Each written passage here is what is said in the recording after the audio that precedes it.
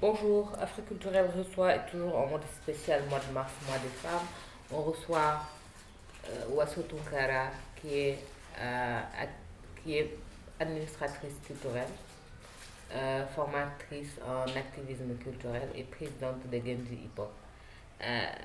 Wasso, cette année, pour la célébration de la Journée internationale de la femme, le thème qui est retenu est leadership féminin pour un futur égalitaire dans le monde de la COVID-19. Que pensez-vous de ce thème? Euh, Bonjour Bigué, bonjour Afrique culturelle. Merci pour l'invitation. Par rapport au thème, je ne sais pas si je le replace dans le contexte dans lequel je suis, c'est-à-dire les hip-hop et les cultures urbaines. Euh, je dirais que peut-être la COVID-19 nous a quand même permis à revoir nos démarches, à vraiment repenser notre existence dans ce milieu qui est à la base très masculin. Oui, ça nous a permis de vraiment réfléchir, d'essayer de voir de quoi réellement on a besoin pour continuer d'exister et d'exister en tant que travailleur, quoi, d'exister en tant que personne responsable et très sérieuse dans ce que nous faisons. Euh, Parce que, comme vous le savez, hein, actuellement, on est en train de parler de lois de réorganisation du secteur culturel et je pense que les femmes ont vraiment un rôle à jouer dans, dans ce processus-là d'organisation. Après, il faut savoir que les femmes dans le milieu culturel, souvent, euh,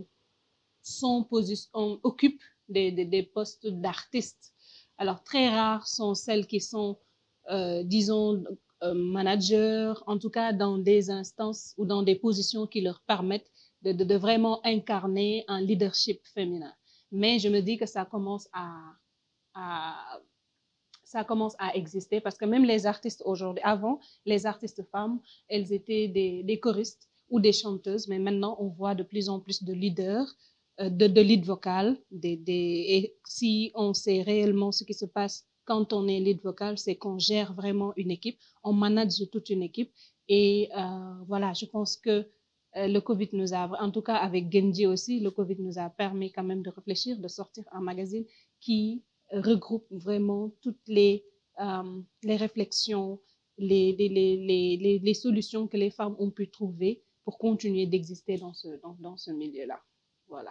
Très intéressant. Alors, Wasso, est-ce qu'on peut savoir quelles sont les femmes qui vous ont inspiré ou quelle est la femme qui vous a inspiré?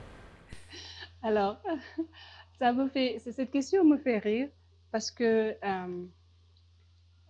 je dirais que je n'ai pas été inspirée par une femme, mais j'ai été inspirée par mon père euh, parce il est féministe, parce qu'il est contre l'injustice, parce qu'il sait booster une personne, il sait faire confiance aux idées d'une personne. Il sait pousser une personne à aller jusqu'au fond de ses idées. Bien sûr, ma mère a toujours été là, mais pour être vraiment sincère avec moi, je dirais que j'ai plus été influencée par mon père que voilà, ma mère n'est pas dans une dynamique comment je vais dire, je dirais pas de leadership, mais en tout cas dans ce que je fais et cette liberté-là que je cherche, je l'ai plus eue euh, avec vraiment la confiance de mon père. Alors, quel est votre message pour les femmes en ce mois de mars? Alors, en ce mois de mars, je dirais, en tout cas toujours en recontextualisant mes propos dans le contexte culturel, je demanderai aux femmes vraiment de continuer parce que on voit maintenant qu'elles commencent à ne plus accepter d'être attentistes parce que souvent c'est je peux pas j'ai pas quelqu'un qui m'aide à faire ça. Elles commencent elles-mêmes à vraiment poser les premiers pas. Je les encourage à continuer dans ce sens parce qu'il faut savoir que dans ce monde, si on s'attend à ce que quelqu'un vienne nous aider pour réaliser nos propres rêves, ça veut dire qu'on ne va jamais les réaliser, quoi. Donc, elles commencent à être conscientes dans ce sens et moi, je les encourage. Mais j'encourage aussi les artistes vraiment à parler des problèmes des femmes parce qu'on en a besoin. Ces problèmes qui sont tabous aujourd'hui, qu'on n'ose pas dire.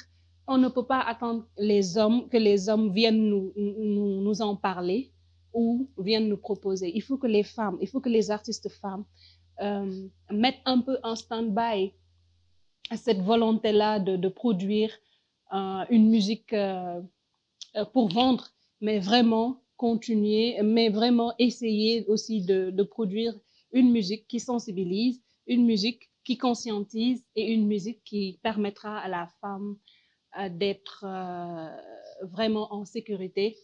Et je ne veux pas dire libre, on me dira que c'est trop, mais voilà, je vais dire libre. Voilà. Merci beaucoup, Wasso.